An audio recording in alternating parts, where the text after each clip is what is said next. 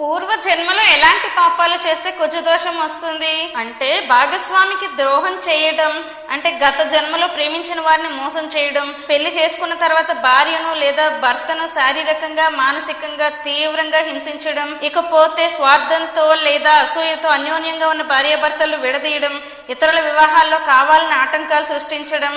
జ్యోతిష్యంలో కుజుడిని సోదరకారకుడు లేదా తోబుట్టువులకు ప్రతినిధి అంటారు. కాబట్టి గత జన్మలో సొంత అన్నదమ్ములను లేదా అక్క చెల్లెలను మోసం చేయడం, ఆస్తి కోసం వారిని రోడ్డును పడేయడం లాంటివి చేస్తే కుజదోషం వస్తుంది. తనకున్న బలాన్ని లేదా అధికారాన్ని అడ్డం పెట్టుకుని అమాయకులను కొట్టడం, రక్తం చిందించడం లేదా హింసించడం వల్ల కూడా కుజదోషం వస్తుంది. ఇక కుజదోషం ఎవరికన్నా వెన్ను సమస్యలు ఉన్నాయంటే అది కుజదోషం లెక్క తీసుకోండి, లేదా కాలసర్పదోషం కుజదోషం లెక్క కూడా వస్తూ ఉంటది.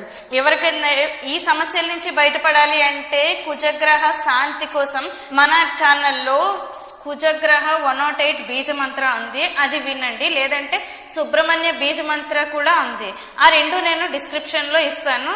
ఇంట్రెస్ట్ ఉన్న వాళ్ళు ఖచ్చితంగా వినండి. జై హో సనాతన ధర్మం.